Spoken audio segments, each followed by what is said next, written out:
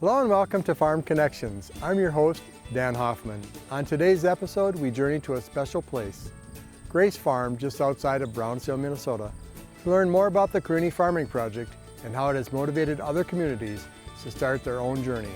All here today on Farm Connections.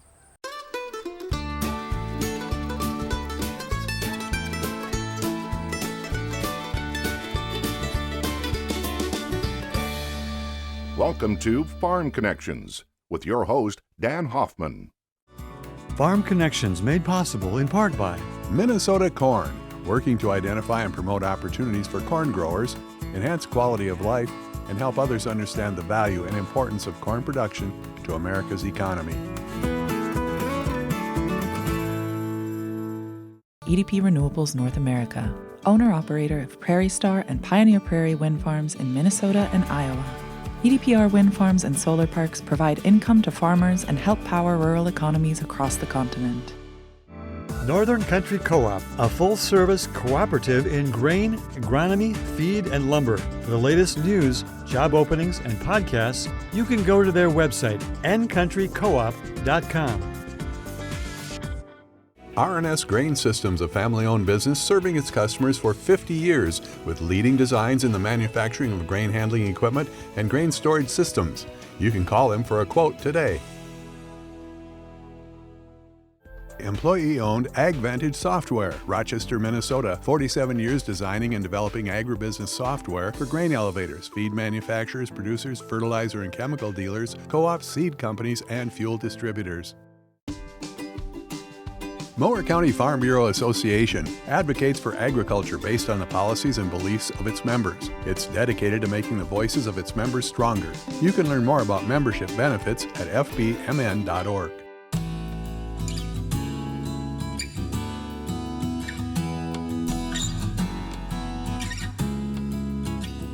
Welcome to Farm Connections. We traveled to rural Brownsdale to learn a little bit more about Grace Farms, and to help us do that is Dan Mueller of Austin. Dan, welcome to Farm Connections. Yeah, thank you so much, Dan. Well, this is an exciting project. What's happening here? So this is one of the largest new American farms here in Minnesota, and it's awesome that it's happening here in rural Brownsdale.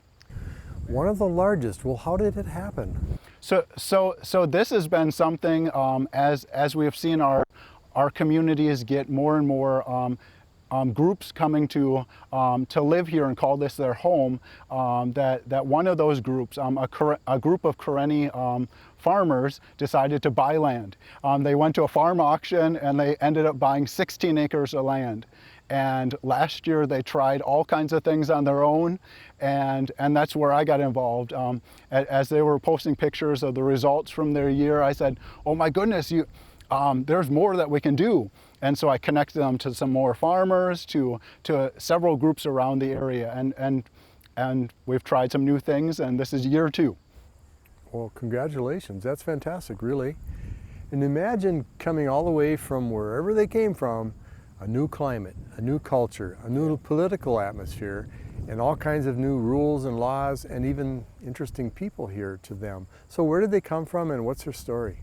Sure. So these are refugees from the Karenni. So they're from the northern part of Myanmar.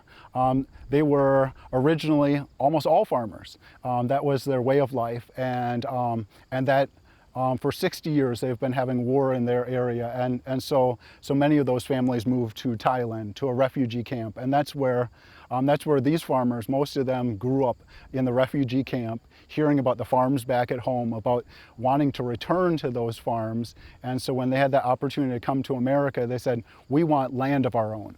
And they said that's their American dream, is to be able to have that land and to be able to pass that on to their kids. So that's what they're hoping to do here. And so oftentimes they have their kids out there with them picking vegetables, or they have a small place to fish back there, and so they're back there fishing and teaching the kids how to fillet the fish and how to take the fish off the hook, and so passing on that knowledge to their kids. But for them, this is many of them, their first time that they actually got to farm is after purchasing the farm here. Do they also have to learn what free enterprise is, coming from the background they have? Certainly, is learning how do you make money from this? How do you do business in America, and all the rules? That was one of the first things, taking them to make sure what kind of waterway they were on, and finding that that was restricted, and then they're like, oh, we don't take that much water. Learning all those rules, and learning how to also how do we sell some different things. And that's where Sean came in handy from Fassbender's Farm as a mentor. He said, you should try some new things. Here's a bunch of new things. And so they grew things like kohlrabi and broccoli and cabbage and things that they didn't always use in their own culture, and then getting involved in the farmers market as a way to be able to sell some of those things. Where did the idea start? So the idea started from a group from their church, and they said, we want a way to be able to provide food for our families, and then also a way to bless others. And so that's where it started. And from that, several other churches around the U.S. have come to visit this farm and are now purchasing their own land. So this has been really has really been inspirational for lots of people locally, and then also around the country. What makes it such a good model? So this is a great model because we have a market right in Austin. We have 8 Asian grocery stores right in our own backyard that many of them say, we want vegetables more during the winter time. And so that's where they're like, what are we going to do next year? How do we plan for next year to be able to maybe have some greenhouse space, and that they can sell some things there, and also that they have connections around the U.S. So last year, most of their sales went to other states. People came with big trucks, and they came and purchased and took it back home, because everyone wants, we're starting to see more and more people want fresh vegetables that where it comes from. And that's where farmers markets have been great. So what's the advantage to having local food? So local food, where it comes from, you know the people who made it, the care that goes into it, and you can ask questions. You can see, are they putting chemicals on? What are they using for fertilizer? Those kind of things. And certainly the local buying of food is good for the environment in terms of less transportation and other things? Certainly, yes. Yeah, when you can drive out to the place where it is, and some people have come out here and come and pick their own and those kind of things, but also being able to have that resource really close by. Do more of the dollars spent on food stay locally also then? Yeah, certainly, and that's important. I believe, as in our ethnic communities, I said, every place that you spend money, you should have people working in each of those industries, and so this is one way to be able to, when you spend money on food, you're spending money that goes back into your own communities as well. Well, it certainly perhaps sounds easier than it really is. What's been the greatest challenge for this project? So there's been lots of challenges from year 1 to year 2. Year 1, they just put up sprinklers, and to be able to water, and they were just pumping water from the stream, and they said the weeds were as tall as they were, and so every day they were out there and getting machinery and and learning what's the best way, and so this year now we have plastic down with drip tape, so irrigation is much easier, so they aren't spending so much time out there weeding around the spaces, and now the big challenge is how to sell what they have, and how to educate people and people to know that this is something that's available. Dan, thanks for giving back to your community. Thank you. Stay tuned for more on Farm Connections.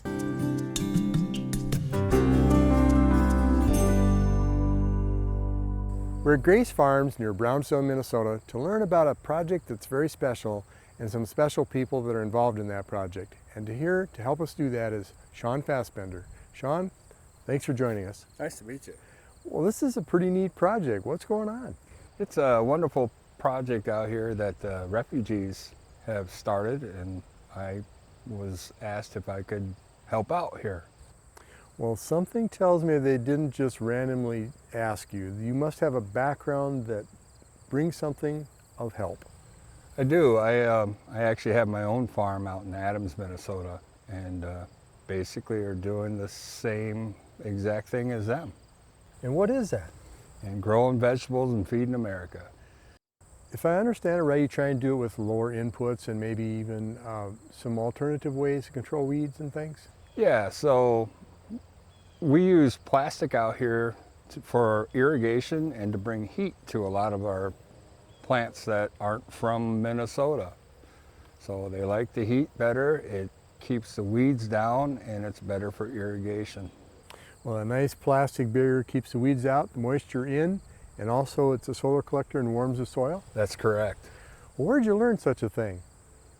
I learned a lot of it from working with friends and some of the Mennonites. And so I did a lot of my own research. I love to do research, and a lot of it's been trial and error. Well, you haven't always been in Adams, Minnesota or Brownsdale, Minnesota. It goes back further than that. Yeah, I grew up out in Virginia, south of DC, and I spent my summers going out to a dairy farm, learning how to work. Where was the farm? It was in Lena, Wisconsin. And they did dairy farm, and we did hay, and I had my grandpa Earl out there who told me that I needed to learn farming because I would either fall in love with it and get the farming bug, or I would hate it and go to school. What happened? I did both. So I was a nurse for many years, and I had to retire because of rheumatoid arthritis. So wasn't ready to give that up, not working at all, so I decided I would farm.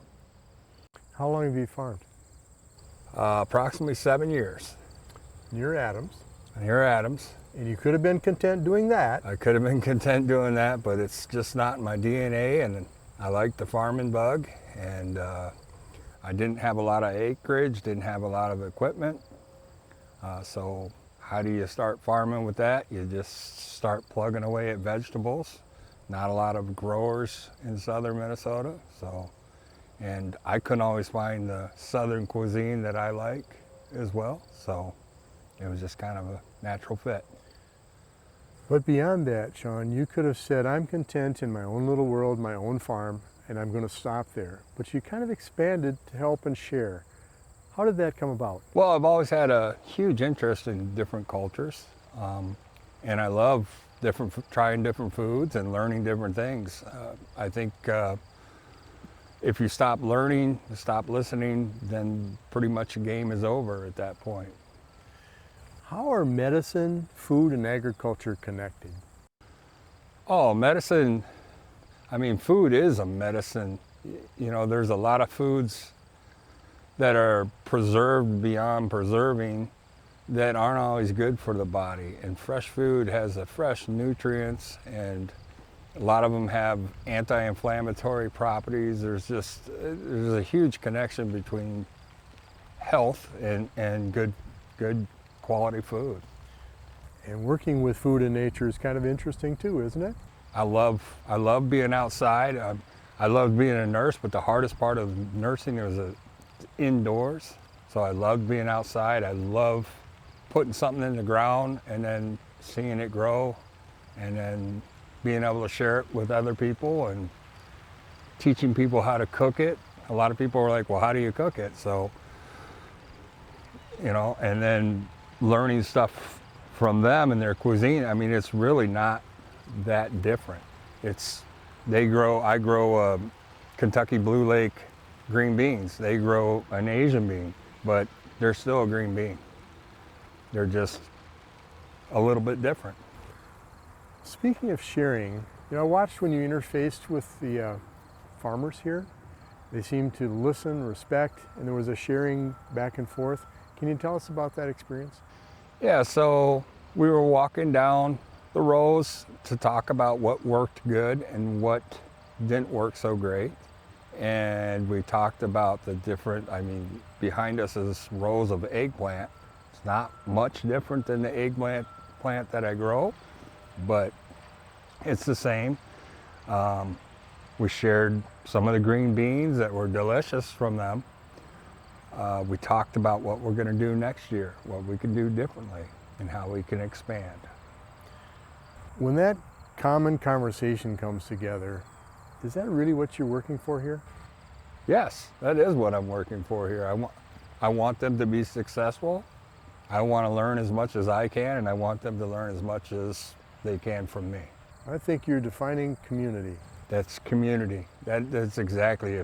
If you take care of the community will take care of you. Sean, if we look forward 5 years from now, what will this project look like if you get your way? I think it will expand on the vegetables, and they would like to move towards livestock. And I myself have livestock, so I'm more than willing to help out with that. We are planning on putting their own greenhouse up this year, which I think is a wonderful way for them to be able to grow their own foods from different areas of the world. You can't always get plants that are started that are from their culture, so it's nice that way, and that way they can start it from seed. It's money cost saving that way, and I think you get the varieties that you want. It sounds like you need to do a lot of work about planning, looking at the calendar, and understanding our growing season's a little different.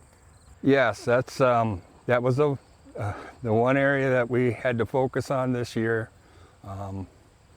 We didn't have a lot of planning in January, and we had to learn that Minnesota has a growing season that basically from June till now, and then it's over. 5 years down the line, we were talking about them getting a high tunnel through NRCS, and I think that'd be a wonderful program for them. And by doing that, they'll be able to maybe plant a little earlier and leave it in the ground a little longer. So I think that's a wonderful way to go. Worthy goal. And when you say NRCS, you mean Natural Resources Conservation Correct. Service? Yes. So I've got them in touch with that. I think there's some wonderful programs out there for refugees and other people as well. And Minnesota Ag is really pushing grants and stuff to help folks into farming, because farming, the biggest part, everyone thinks it's hard work. It is, but getting funded and the capital that it takes to get started, I mean, you need tractors and just irrigation and everything else. It takes money to get started. Sean, thanks so much for what you do. Thank you. Thanks for having me. We're at Grace Farms near Brownsdale, Minnesota, with a couple of very authentic farmers that want to share their story. Samuel, welcome to Farm Connections. John, thank you for being here and letting us come to your farm. What's growing here today? There is so many different kind of vegetable. Like say like an eggplant, we have many different kind of eggplant. Eggplant? Yeah, it's hot thyme pepper, squash, lettuce. Yeah, that's a lot of things. And you do it well. Why do you raise vegetables? Yeah, for like myself, we cook every day. So this is my kitchen. Yeah. So our Asia like to cook, and then that's how we do it every day. And then why I do this? Yeah, try to get something better for our kitchen. And then it is organic, and then get cheaper, There's a lot of prices up right now. And then, yeah, try to help myself, and then try to help people who's do kitchen like me, cooking in the kitchen. And Samuel, why specifically here? You came from a different part of the world, and you came here. Why did you come here? The reason is we have a civil war in our country, in Myanmar, and then my parents fled to Thailand, and then I was born in Thai-Myanmar border, as a refugee. I just grew up a refugee, and then like 2009, and then people start moving to different country, which they call third country. Original country, first country, second country going to be Thailand, third country going to be next one. So, and I also decided and to go to the United States. Yeah. And as of my plan, it's not my plan. Yeah, because as a refugee, you have nothing, no document, nothing. So, but the grace of God, I'm here, and I'm safe here. I'm glad to be here. What do you like best about your work as a farmer? The best, I don't know how to compare. And then I know as myself, and then when I grew up in a refugee camp, we do a lot of growing stuff. I know that I have a gift, and I'm good at in a growing vegetable. So there is a lot of work around us. We work in plant or whatever it is. There's many, but that's not what I grew up with, and I'm not good at it. So I decided, oh, what God put in me is a growing food, and this is what I have to do it. I'm gonna go for this. So I started doing it. John, what do you like about working on this farm? Well, is it a physical job? You know, I gotta move myself around, and it's pretty fun. And plus, working with Pastor Samuel, it was amazing. He got the talent, he got a gift, so that he passed it down to us. He's the lead of this farm.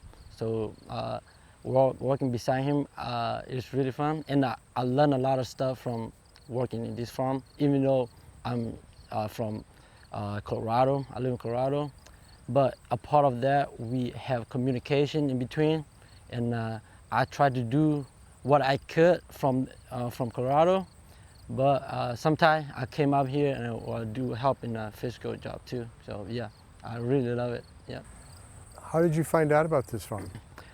Me and Samuel, we are known back in like 3-4 years ago, and we know it through the ministry. We know it through the church.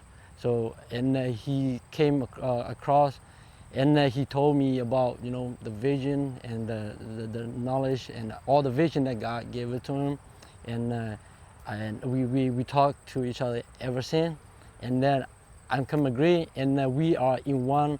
We are brother and sister in Christ, right? And then I feel so good about it, even though I'm not like a farmer background. I don't have any farmer background, but when he told me the plan that he has, and we are come great to each other, and we work together ever since. So yeah.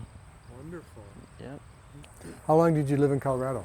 I live in Colorado ever since 2009 to right now, so about 13, 14 years. Yeah. And before Colorado? Before Colorado, I'm from the same refugee as Pastor Samuel, in Thailand refugee. So we're from the same refugee. Yeah. Well, you're devoting a lot of time to the farm, just like Samuel is. What do you hope this farm looks like in 5 to 10 years? I hope, and we can see it through the future. How this farm gonna come in is it's gonna be.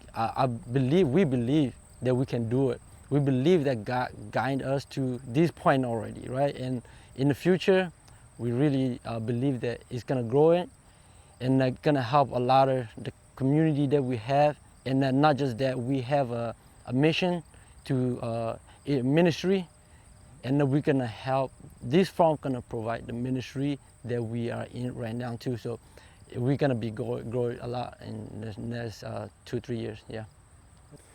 What do you personally like about working here? I personally think is to like about this farm, see all these vegetables, and grow yourself with your hand. Grow yourself, and this is when you know that the food that you put in your body is what you grow with your hand, and that's the best part of it. All the vegetables that we grow here is daily food that we eat, and then you grow it with your bare hand, you give effort to it, and then you take it, when you eat it, and that's the best thing for me, yeah. Very satisfying? Yeah, satisfied, definitely. How has the community been supportive for you? They be supported. A lot of people are asking for it, you know, like, where can we get it? You know, they can't get it from anywhere else. They can't, but it's not fresh as what they get it from us right now, because they have to deport it from some other country or different state. That is not fresh. The fresh thing is right here in the Grace Farm. Right here is really fresh. You can get it from the plant itself right here. So, yeah, they really support it. They ask for it, and that's why we do it right now. Farming is the best part for us in the community right here too. So, yeah. Thank you, John. You're welcome. Thank you very much. And Samuel as well. Thanks for letting us see your farm and sharing your story. Undertaking any endeavor, large or small, requires a couple of things: hard work, leadership, community, faith, and courage. I'm Dan Hoffman. Thank you for joining us on Farm Connections.